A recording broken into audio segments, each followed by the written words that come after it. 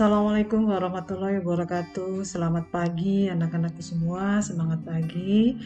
Puji syukur, marilah kita haturkan kehadirat Allah Subhanahu wa taala karena kita semua masih diberikan kesempatan, masih diberi kesehatan dan semangat yang luar biasa di tengah-tengah pandemi seperti ini yang sedang mewabah dengan pesatnya.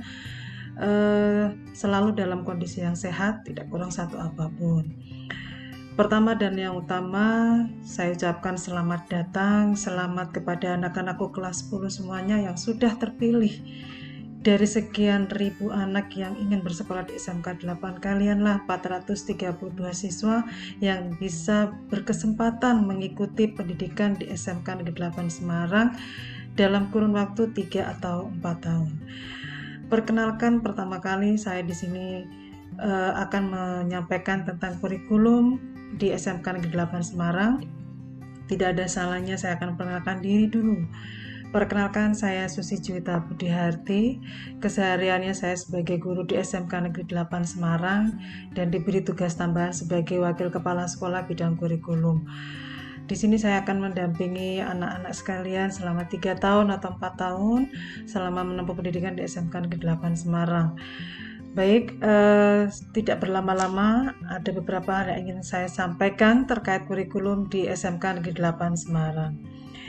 Ini idola adalah semboyan atau slogan dari SMK Negeri 8 Semarang yang kepanjangannya adalah inovatif, disiplin, dan kolaboratif. Kurikulum itu merupakan seperangkat rencana dan pengaturan mengenai tujuan, isi dan bahan pelajaran, serta cara-cara yang digunakan sebagai pedoman penyelenggaraan kegiatan pembelajaran untuk mencapai tujuan pendidikan tertentu. Baik anak-anakku, ini adalah visi dan misi SMK Negeri 8 Semarang. Visinya adalah terwujudnya lulusan yang kompeten, berkarakter idola. Idola itu adalah inovatif, disiplin dan kolaboratif, dan berwawasan lingkungan. Sedangkan misi SMK Negeri 8 Semarang ada 9 yang perlu anak-anakku sekalian ketahui. Yang pertama adalah mengembangkan kompetensi abad 21. Yang kedua, mengembangkan sekolah yang menyenangkan atau gerakan sekolah menyenangkan yang disingkat dengan GSM, biasanya nanti akan kalian jumpai. Melaksanakan pembelajaran berbasis CBT, kompetensi based training, menciptakan iklim belajar yang berakar pada norma agama dan budaya bangsa. Yang kelima, menciptakan pembelajaran berbasis kewirausahaan untuk membentuk pribadi mandiri yang tangguh dan berkompetensi. Ini nanti akan ada sekolah wirausaha. Kemudian yang keenam, menciptakan lingkungan yang nyaman, sehat, dan bersih. Ini yang harus kita galakkan di tengah-tengah pandemi seperti ini. Yang ketujuh adalah meningkatkan kualitas pendidik, khususnya guru mata pelajaran kompetensi kelompok C melalui pendidikan dan pelatihan profesi. Yang kedelapan, menyediakan fasilitas pendidikan yang mendukung pencapaian kompetensi lulusan dengan kegiatan internal dan melalui kerjasama dengan pihak lain. Yang kesembilan adalah menerapkan penjaminan sistem manajemen mutu secara konsisten. Itu visi dan misi dari SMK 8. Baik, kita langsung ke struktur kurikulum. Apa sih struktur kurikulum itu? Struktur kurikulum merupakan pola dan susunan mata pelajaran yang harus ditempuh oleh kalian semua pada satuan pendidikan. Satuan pendidikan di sini dalam hal ini adalah SMK Negeri 8 Semarang, yang berupa kegiatan pembelajaran yang memuat mata pelajaran atau standar kompetensi dan durasi pembelajaran per minggu untuk tiap mata pelajaran atau standar kompetensi. Nah, untuk saat ini karena mungkin kalian sudah tidak asing lagi bahwa santer terdengar akan ada kurikulum terbaru. Sampai dengan hari ini kami masih menunggu disahkannya kurikulum tersebut. Maka untuk saat ini nanti ketika kalian setelah MPLS ini akan menerima jadwal, mohon maaf kami masih menggunakan struktur kurikulum yang baru. Sampai dengan nanti struktur kurikulum yang baru itu disahkan, akan kita ganti lagi jadwalnya dan akan kita sebarkan lagi kepada kalian semua. Nah, struktur yang kita gunakan yang lama itu masih mengacu kepada Dirjen nomor 06/D.D5KK dari 2018. Ini untuk spektrumnya, sedangkan untuk strukturnya di Peraturan Dirjen nomor 07/D.D5/KK/2018. Struktur kurikulum yang lama ini meliputi bidang keahliannya. Kita di SMK 8 punya 2 bidang keahlian, yaitu kesehatan dan pekerjaan sosial. Yang kedua adalah teknologi, informasi, dan komunikasi. Program keahliannya juga ada 2. Yang pertama adalah pekerjaan sosial, yang kedua adalah teknik komputer dan informatika. Sedangkan kompetensi keahliannya ada 5. Yang pertama adalah keperawatan sosial atau PS, yang kedua rekayasa perangkat lunak, yang ketiga adalah multimedia, yang keempat teknik komputer dan jaringan, dan yang kelima yang anak bungsunya adalah caregiver. Khusus caregiver ini program pendidikan 4 tahun harus ditempuh di SMK Negeri 8 Semarang. Sedangkan untuk struktur kurikulum kejuruan ini meliputi di dalam struktur kurikulum yang lama itu ada muatan nasional, muatan kewilayahan, dan muatan kejuruan, serta mata pelajaran lokal, mata pelajaran ekstrakurikuler. Kalau tidak pandemi, ekstrakurikuler wajibnya adalah pramuka, sedangkan ekstrakurikuler pilihannya banyak. Salah satunya adalah bola voli, takraw, pencaksilat, dan sebagainya. Tetapi ketika pandemi seperti ini, ekstrakurikuler tersebut semuanya tidak dilaksanakan. Kemudian muatan nasional itu apa sih isinya? Kalau struktur kurikulum yang lama, isinya adalah pendidikan agama, PPKN, bahasa Indonesia, matematika, sejarah Indonesia, bahasa Inggris, dan bahasa asing lainnya. Khusus untuk SMK Negeri 8 Semarang, bahasa asing lainnya di sini kita menerapkan adalah bahasa Jepang karena ranahnya untuk tenaga kerja sangat dibutuhkan di negara Jepang tersebut. Sedangkan untuk muatan kewilayahannya itu terdiri atas seni budaya dan PJOK. Nah, ini yang perlu kalian ketahui ya. Nah, kalau mata pelajaran kewilayahan dan muatan nasional mungkin saya rasa di SMP pun juga sudah ada. Sedangkan ini yang membedakan antara SMA dengan SMK. Kalau SMK ini memiliki kejuruan, keahlian yang setiap keahlian itu tidak bisa disamakan.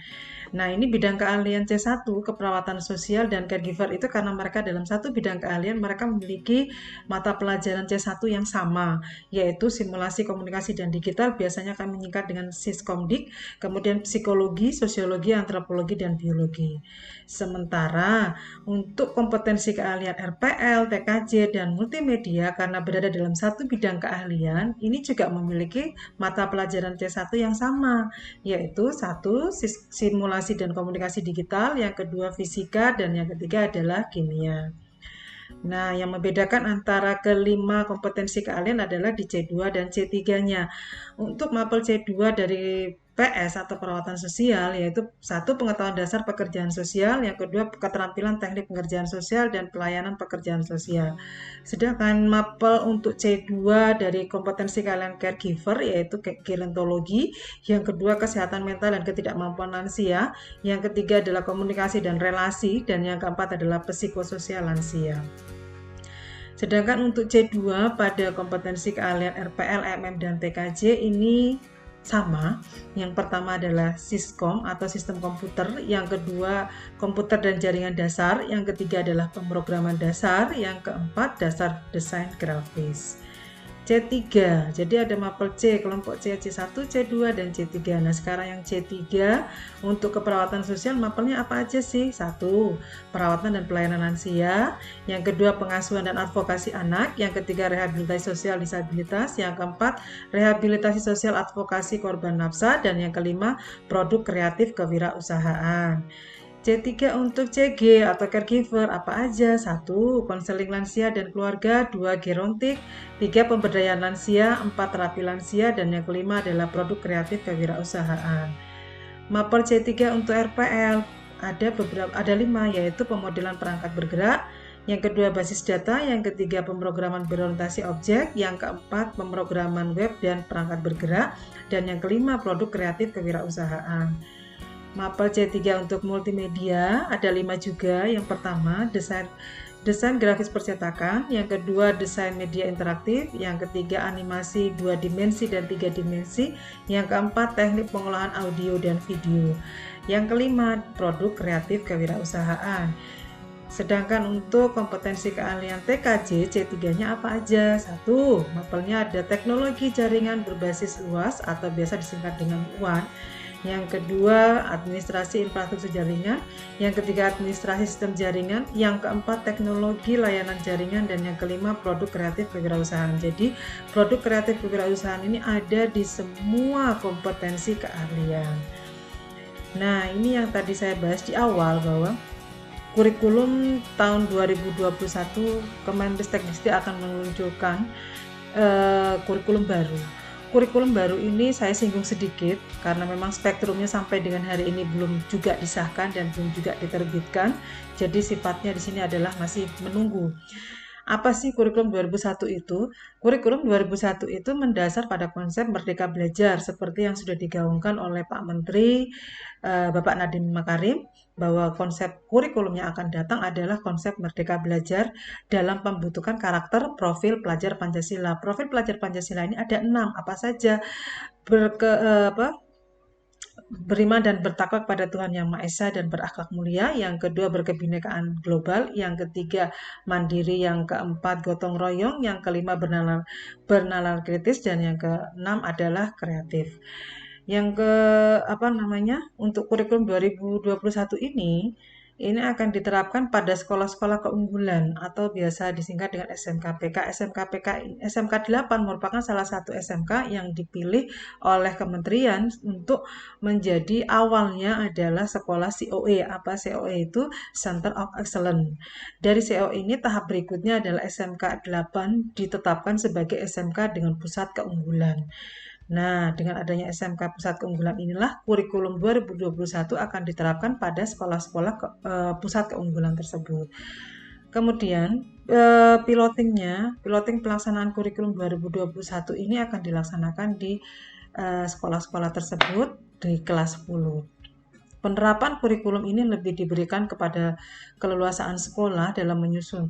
Jadi sekolah diberikan kebebasan untuk menyusun kurikulum yang disesuaikan dengan keunggulan sekolah tersebut dan kondisi dari sekolah tersebut.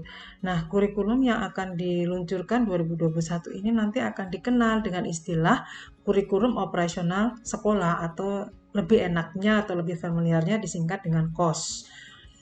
Nah, ini sedikit saya singgung tentang spektrumnya. Kalau yang yang per dirjen tadi yang saya bacakan mapel-mapelnya itu, ini terjadi perubahan. Di tahun 2018 atau kurikulum 2013 itu ada 9 bidang keahlian, sekarang menjadi 10 bidang keahlian. Kemudian dulu ada 49 program keahlian, sekarang sudah menjadi 50 program keahlian. Spektrum lama ada 146 kompetensi keahlian, untuk yang kurikulumnya akan datang ini tidak ada. Nah, ini mata pelajarannya masih sama, yang untuk mata pelajaran umum ada agama, PPKN, bahasa Indonesia, matematika, PJOK, sejarah, dan seni. Kemudian untuk matematika ini nanti akan ada di mapel kejuruan juga ada. Jadi nanti struktur kurikulum yang baru ini akan ada mapel matematika khusus untuk umum dan mapel matematika yang kejuruan. Mapel matematika untuk yang umum itu akan dilakukan atau diselenggarakan di kelas 10, sedangkan untuk yang kejuruan akan diselenggarakan di kelas 11 dan kelas 12. Nah, bahasa Inggris pun juga sama, ada bahasa Inggris yang di mapel umum yang diselenggarakan di kelas 10 dan mapel bahasa Inggris yang diselenggarakan di kelas 11 dan ke-12 lebih mengarah kepada mapel bahasa Inggris di kejuruan masing-masing. Kemudian spektrum dan struktur kurikulum ini akan diterapkan di kelas 10, berarti di angkatan kalian semua di tahun 2021-2022. Tetapi spektrum dan struktur kurikulum ini sampai dengan saat ini sifatnya masih menunggu pengesahan dari Kemendikbud. Jadi kita menunggu nanti kalau sudah ada struktur kurikulum yang baru, maka jadwal yang lama akan kita ganti dengan struktur dan spektrum 2021. Baik anak-anakku, di musim pandemik seperti ini jelas tadinya direncanakan akan diselenggarakan pembelajaran tatap muka, tetapi kebijakan secara umum ini pembelajaran masih dilaksanakan dalam jaringan atau dikenal dengan istilah daring. Kenapa? Karena ini sesuai dengan instruksi dari Dinas Pendidikan dan Kebudayaan.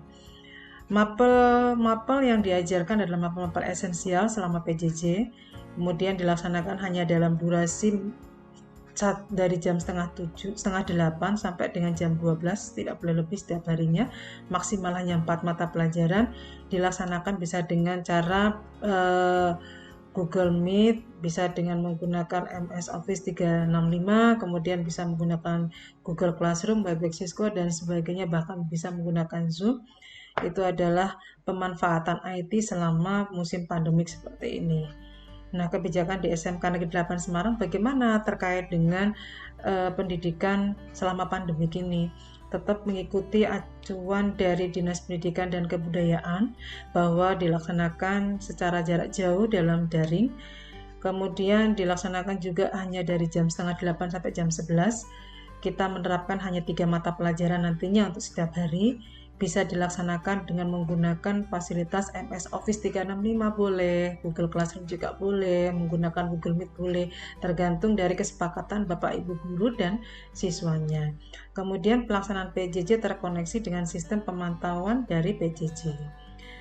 Nah, kebijakan dari SMK 8 terkait sumber belajar itu tidak harus selalu serta-merta menggunakan buku seperti dulu. Sekarang dengan adanya perkembangan teknologi, bisa menggunakan sumber belajar itu bisa diambil dari mana saja dan di mana saja.